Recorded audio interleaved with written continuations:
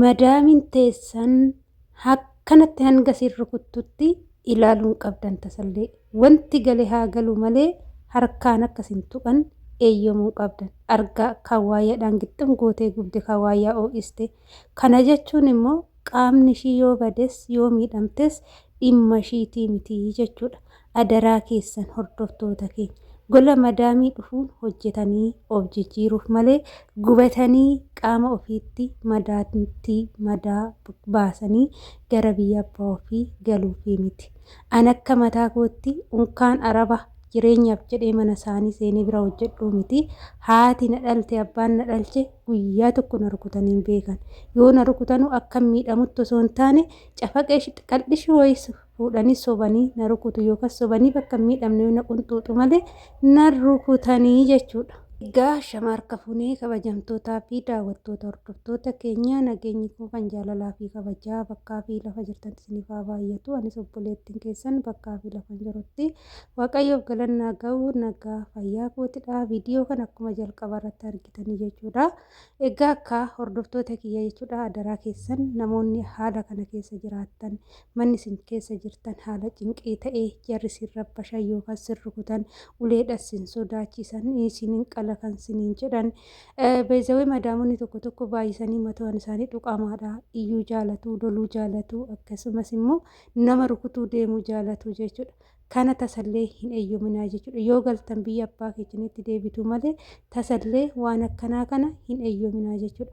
Egaa mucaan jechuudha irraa dhoogguuf yaalee jira jechuudha. Ilmi madaamii xiqqaadha akkuma argitanii irraa dhoogguuf kan akka ishiin hin miine haadha irraa qabuu fi garummoo mucaadha mucuma ishiitu darbitee ishee rukutti jechuudha. Haala kanaan kan rukuttu tanqatee kawaayyaa elektirikiitti qabsiistee akka inni oo'uuf oo'asan fuutee irra gootee madeechite jechuudha. Kana jechuun qaamni namaa yoo miidhame qaamni namaa rakkoo yoo irra ga'e borummoo akkam taata madaan qaama keetirratti yoo ba'e jedhe yeroo ammaa madaan yeroo qaamni si madaa'e madaasuuf fayyuu yoo dide gara dhukkuba kaanseriitti jijjiirama. Kaanseriin kan irraa dhufu maalidha beektanii tokkoffaan qaamni keenya madaan suni yoo fayyuu baatee kulkulaa deeme madaa sun deeme maal ta'a gara kaanseriitti of jijjiira jechuudha. Ogeessonni fayyaallee haala kanaan kan dubbatan baay'inaanii inni qaama keenya sirriitti of eeggadhaa jechuun asumarraan affeerraa kooti. Inni yattaan immoo gola ormaa tokkotti kan galluu fi humna keenya aarsaa gochuuf malee uleen akka nurratti aarsaa godhamuu miti jechuudha. Humna keenya aarsaa goonee isaaniif ni baasna. Wanta humna qabnu muluudhaan wanta isaan nu ajajan hundumaayyuu ni hojjenna. Mataa keenya gadi qabanna. Waan isaan nuun jedhan hundumaayyuu ishii jennee ni raawwanna jechuudha. Kanarraa kan hafe immoo hojii isaanii erga xumurannee jennee guyyaatti jechuudha. Guyyaatti yeroo hundumaa guyyaa hundumaa sa'aatii 2 boqonnaa qabaachuun dirqama nu barbaachisa jechuudha. Aga fedhe hojiin isaanii yoo baay'ate hojiin isaanii yoo dhumachuu baateeyyuu boqonnaa ganama sa'aatii 6tti hirribaa yoo kaate misaan nyaatamee yoo ka'e haga azaanutti jechuudha. Azaana asariin dura jechuudha misaan kan nyaatamu erga misaan nyaatamee ka'een boodatti aga deebi'ee azaanutti sa'aatii 2 hojii addaan kuttee boqachuun dirqama si barbaachisa jechuudha. Kanammoo isaan sii kennanii osoo hin taane ofii keetii barsiisuu qabda. Boqonnaan akka si barbaachisu ofii keetii barsiisuu qabda. Dalagaa yoo sitti baay'ateeyyuu immoo dalagaa kana nan fixa jetteetoo sammuu kee ittiin of hin dhiphisin. Yeroo boqonnaa keetii dalagaan isaanii ni dhumatu. Osoo aga fedhe ta'e dalagaa biyya Arabaa hojjedhee nan fixaa jettee yaadiin. Dalagaan biyya Arabaa osoo halkaniif guyyaa walitti fuullaaftee hojjettee sa'aatii hirriba keetii kan halkanii dhiistee zim jettee hojjechaa bultee dalagaan biyya Arabaa bafutsuum hin dhumatu jechuudha. Kanaafuu fayyaa kee eeggachuudhaaf ofii keetii yeroo karoora ofii baasudha. Madaamonni hojiitti nama ajajuu malee karoora namaa baasuu hin beekan.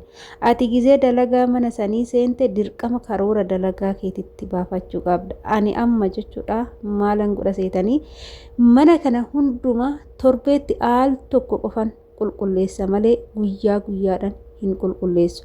Yoon kana sinin jedhutti guyyaadhaan kifilii qulqulleessuu qabu san karooratti baasee jira.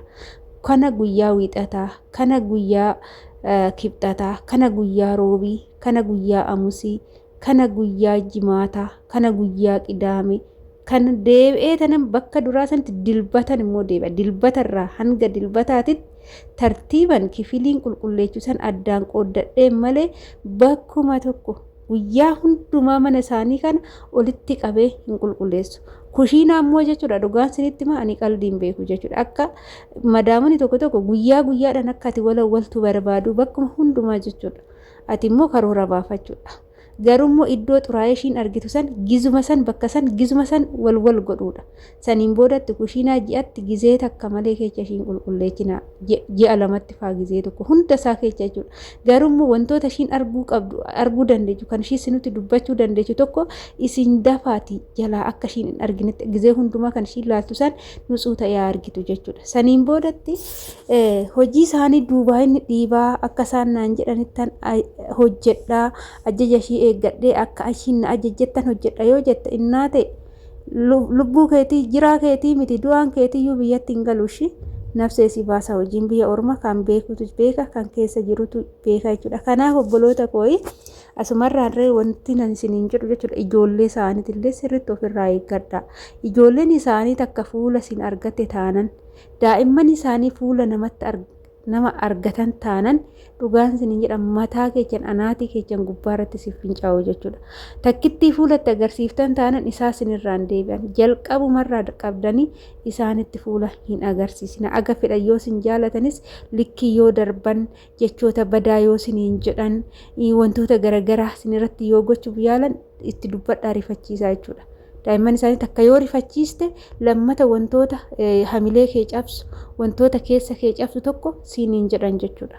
Anamma jechuudha daa'imman mana kana maqaa kiyyaa yoo na yaamu baatte tasumallee naan duubatti oolu akka hin dhaga'utti kaddaamaa yoo jedhaniyyuu akkana ittiin lolu jechuudha. Hin beeku akkan maqaa kaddaamaa jedhamu kana shaqqaalaa jedhamu kana yoo isaan naan jedhan hin jaaladhu jechuudha. Na biratti hin jedhani warris hin jedhani maqaa kiyyaan qaba maqaan isaan naa baasan leeladha. Yoo akkas jedhanii na yaamne maqaa kiyya sanii na yaamne maqaa kaddaamaa jedhanii ani fuulatti hin kennu jechuudha. Na rifachiise ergasii kabajaan isaan naa qaban jechuudha. Saniin booda wantoota seera darbe jechuudha. Fakkeenyaaf ani yeroon boqonnaarra jirutti gizeen kutaa kiyya galee boqonnaarra jirutti sa'aatii boqonnaa kiyyaa san dhufanii akka na rabbashan hin eeyyamu jechuudha. Ijoollee isaanii nan lolaan deema gara warra keetii gara haadha keetiin jedhani narraa deemu jechuudha. Inna isaanillee isaanii miti kan amma guyyaatti sa'aatii 2 nan boqadha. Boqonnaa sa'aatii 2 kana isaanii miti kan naa kenne jechuudha.